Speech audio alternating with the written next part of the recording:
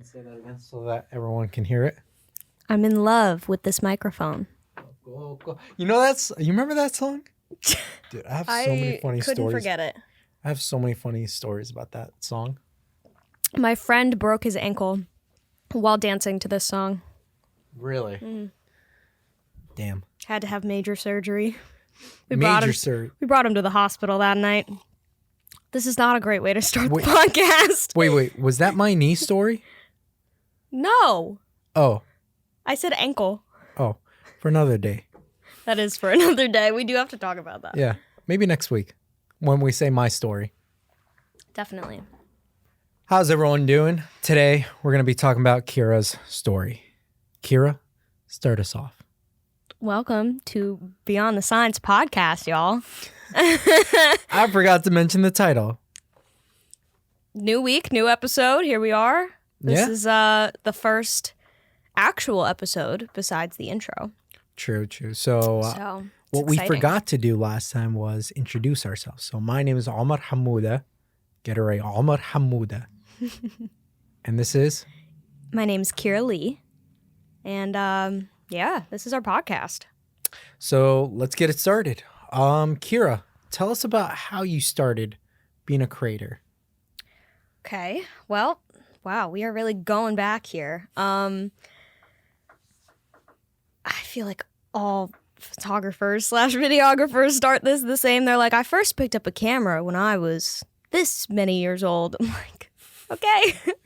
But that is how I'm going to be starting this story. I did first pick up a camera, an actual camera, at around 12 years old. And just filmed everything, took pictures of everything, took pictures with anybody who was willing to be in front of my camera. Anything I could do, basically. So question before you keep going. Yeah? What kind of camera was it? Out of curiosity. Canon T3i. You actually remember the camera you used? Yes. I mean, it was my first camera. I got it for my 12th birthday. My parents were very awesome, supportive people who were like, our daughter's 12. She's got a hobby. Let's, if we have the means, let's figure that out and see that she can, fuel that hobby. And here we are. I mean, thank God they did that because I would have never found, my love for my job. All right, but you said that you started at 12 years old. Did you know that you wanted to do it? Like, it was a hobby, but No, definitely not. At 12 years old, I was writing a lot. I was an avid writer.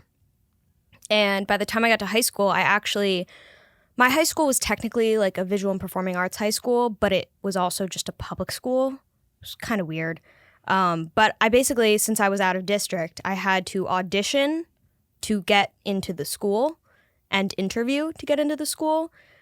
So I majored in creative writing all throughout high school, which was like the most amazing experience. I had the best teacher in the entire world. Her name was Doc. That's what we called her. Shout out to Doc. She was literally my second mother throughout high school. Like, she was my rock. And that woman is one of the smartest people I've ever met in my life. But throughout high school was really when it became a real thing for me.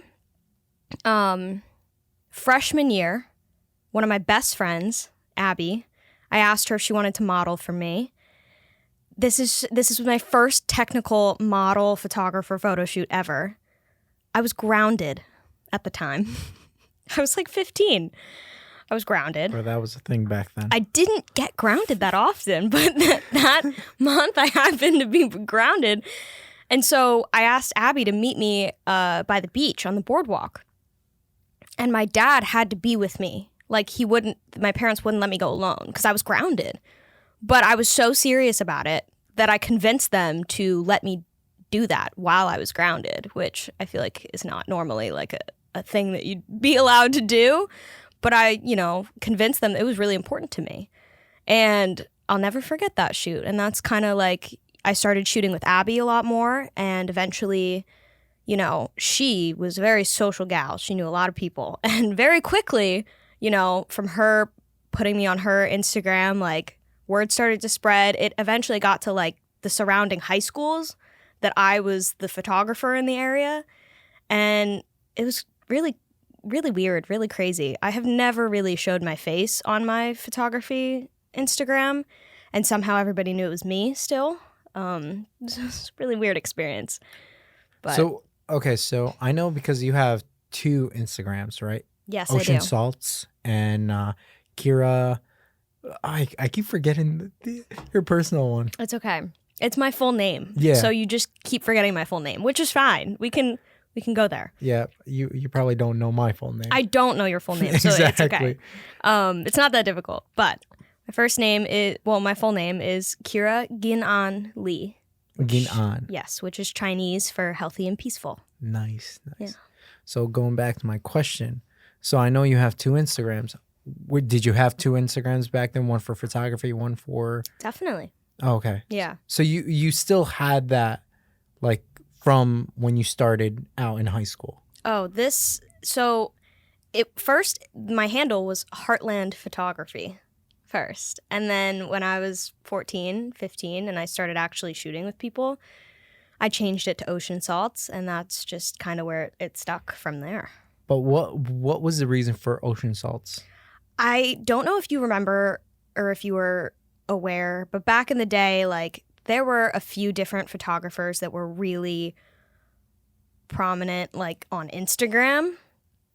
And one of them had a similar type of name, something, it was like, it wasn't bath salts, but it was something like, just, there were a bunch of artsy creator names. You know, it wasn't just people's names. It was different, and I really liked that. I was like, I want to create something that's not me, that is not attached to my name, because it wasn't about me. It was just about what I could create. That's what mattered to me. I didn't care about having my face or my name attached to it. I actually wanted to be kind of behind the scenes. That's the whole reason I chose a passion that was me behind the camera, you know? Right. So. No, that's really admirable, because I know, like, for example, for me, like, I use my personal page for everything, right? But that's what works for you. Absolutely. But this isn't about me. This is about you. So, all right. So you finished high school, or are you still in high school at this point? So I'm still in high school at this time. When I was about 17, my parents actually signed me up for this program at UCLA that was like a 2-week art program. And there was a bunch of different little majors or different programs within the larger program. So it was like you had a sculpting program, you had a photography program, you had a painting program, this and that. And I was in the photography program. And it was 2 weeks long, and we lived in the dorms at UCLA, which was a really cool experience. I had never done anything like that before. Wait, so isn't UCLA a college? So how are you still in high school at this point? It was a summer program. Oh, okay. It was a 2-week summer program. Did I miss that fact? You said it? Maybe. I said program, but not summer program. Yeah, it was a 2-week summer program for high schoolers, literally. And it was the most amazing 2 weeks of my life. First of all, it made me want to go to UCLA really bad. Because the class that I took was so insane. They taught me so many things in those 2 weeks that I was like, if I went to school here, I would learn so much every day. Like, it was insane. Didn't end up going to school there, which is fine. Everything happens for a reason. But it was a beautiful experience. And that was really where I came home and I was like, I want to do this. I actually want to do this. And shortly after that, I believe, or maybe shortly before that, it was around that time where I got the camera that I still have and use to this day, my Canon 60. Nice. Yeah. Not bad. So let's talk about your first paid gig. When was that? I don't even know if I remember. The first thing that comes to mind was not a paid gig necessarily, but it was a gig where my friend's friend set me up with, my friend's friend worked at a skincare, healthcare place. It was a local store. I'm pretty sure they still are a store. But they were doing a charity event, and they asked me to shoot the charity event. And in exchange, they would give me a free facial. So it wasn't paid necessarily, but I got a free facial out of it. Okay, but I think my main question was when you actually got paid. Gosh, like the real like check money stuff. You know what I mean? I know what you mean. I just don't remember when that was. I mean, it honestly very, very well could have been just a girl from my high school or a different high school hitting me up and being like, hey girl, I wanted to take some pictures for my Instagram. Like, do you want to meet up? Like, I'll pay you. And I was like, amazing. Let's do it. Where do you want to meet? Let's get this rolling, you know? That's honestly most likely what my first paid gig was. Just like, because like I said, like most of my clientele at the time were people from my high school and people from surrounding high schools, because my niche at that moment in time came from where I started, which was shooting with my high school friends. Mm-hmm. And even aside from me trying to build my portfolio, my friends and I would just get together all the time and just do group shoots where all of us would just be interchanging between modeling and photographing each other. And like, we would just find different areas or someone's house where their parents weren't home that day. And like, instead of like, you know, being the kids that are like doing drugs or like sneaking drinks in when our parents aren't home, we're like, cool, no one's home. We can have a full-blown photo shoot in this house right now. Granted, you know, not far after that, we did start drinking when parents weren't home, obviously, and stupid stuff like that. But yeah, at the time, like that was our way of bonding and hanging out. And it quickly transformed for me into something more serious. And so those were my clients at the time, were like, you know, people from my high school. And what about your event shooting? Because I know you've done a couple of events, but like, do you remember the first event you've ever had? The first event, gosh, I don't know. I mean, I want to say the first event I remember is the first show that I shot, which was not until I went to college. I went to college in California, and I shot a show at the Union in LA. That was my first show. The Union? Yeah. What was that about? So I was shooting for a friend at the time who was an artist, a rapper, and it was a really cool experience. Met some really cool people, made some really cool connections. My entire time in LA was very connection-based, so that was probably the first event. For the 2 weeks that you were there, you made so much connections? Oh my goodness, no. This was in college. This was when I went to college. All right, so UCLA college over there, or? No, so UCLA was the summer program when I was 17. I went to college at Pepperdine. You know this. I went to Pepperdine University. Sorry. I know this, but were you clarifying for everybody else? Yeah, okay. They don't know this. Yeah, I went to Pepperdine University. I didn't really know that. All right, okay, we'll just gloss over that. But yeah, I wanted to get into UCLA, but I didn't get in. So Pepperdine was my second choice. And honestly, I know my parents were just as shocked as I was that I even got into Pepperdine. We were all just kind of like, what? Because that wasn't like how my brain worked. My brain was not academically focused whatsoever. So I kind of used that and I was very young. I was very kind of stupid at the time. So I kind of was like, oh, I could go to Pepperdine and just be in LA all the time and be doing what I want to do with photography. Pepperdine's just my way to like be close to LA. But you went to Pepperdine for photography or for what? No, creative writing. Oh, okay. They didn't have a photography program, which was number one of me, you know, not being invested in the campus and the school. I was like, they don't even have what I want to do here. So I'm kind of just going here to appease my parents and go to college, and then also be close to where I want to create and where I was seeing my favorite photographers at the time doing their thing and getting their start and blowing up. So I thought that was where I needed to be. So did you lose a passion for writing, or what was it exactly? I didn't lose a passion for writing, but I just gained my passion for photography, kind of just overruled everything else. That was just the most important thing in my life from then on. Oh, okay. So I love to write, you know. What about your singing? career. Is that what even... about it? What singing career? Well, I just want to know, because like this is beyond the signs, and like you are a creator, so a lot of things that we talk about is the creative field. So absolutely. And I do like 100% believe that if you are a creator of any sorts, you should not be limited to just one career or one field in the creative industry, in the entertainment industry, in the media industry, whatever it may be. I've always sang, but never made it a more serious thing. Probably more fear-based than anything else, because photography, I was just so quickly confident in, because it was something that I could prove through a physical photo.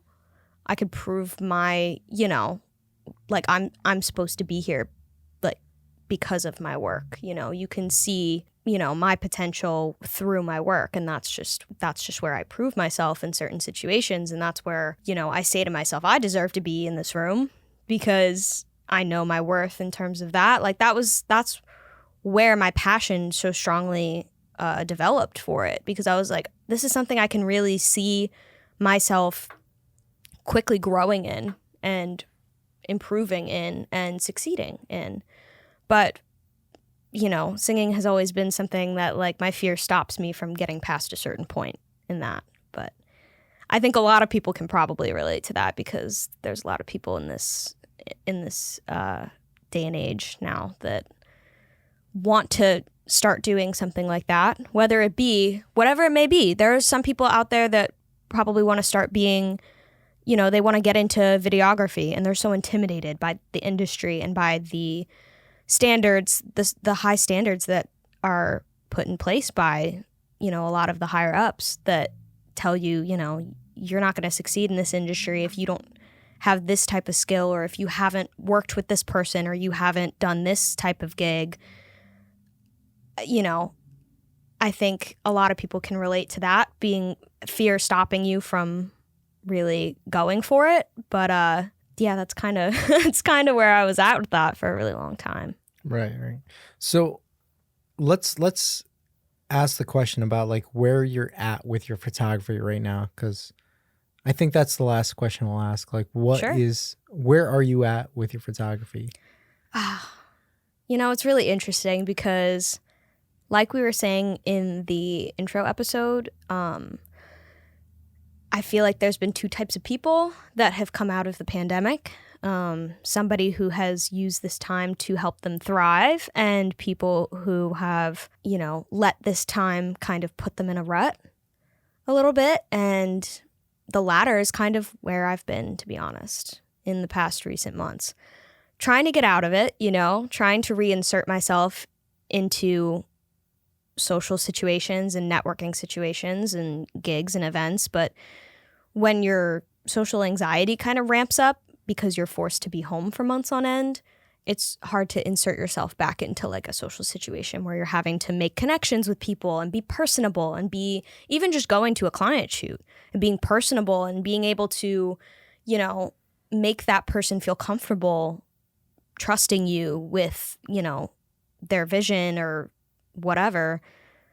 It's hard to put yourself back in that mindset. But I think doing things like this with you is what's helping me to get out of something like this, a creative rut, if you want to call it that. But absolutely. Because I think what I like about like what we said about the platform is that it allows us to express our ways, like our visions, not ways, like our visions in ways that like we've never used to like see fit, or never saw like this industry standards of it. Mm-hmm. And yeah, this is just the platform of how where we're at right now. Absolutely. And it gives us a chance to talk about it and get our thoughts out with these things, because I talk to you a lot about, if I'm struggling with being in a creative rut, or if I'm thriving and I'm excited to, share something I learned or whatever it may be.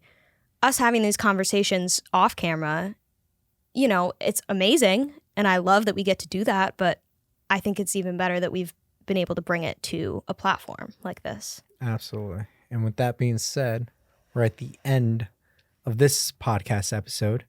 And any closing remarks that you want to say?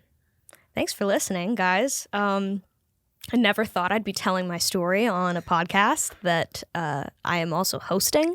So this is amazing. I mean, this is just a dream come true for me. I'm really excited to see where we take this. Absolutely. Neither can I, and neither can you. I'm hoping. So with that being said, like, subscribe down here. Social proofs right there. Follow us on Instagram, Twitter, and Facebook. Facebook is up still, right? All of the above. Okay, bet. Good to go. With that being said, thank you for watching. We'll see you all next time.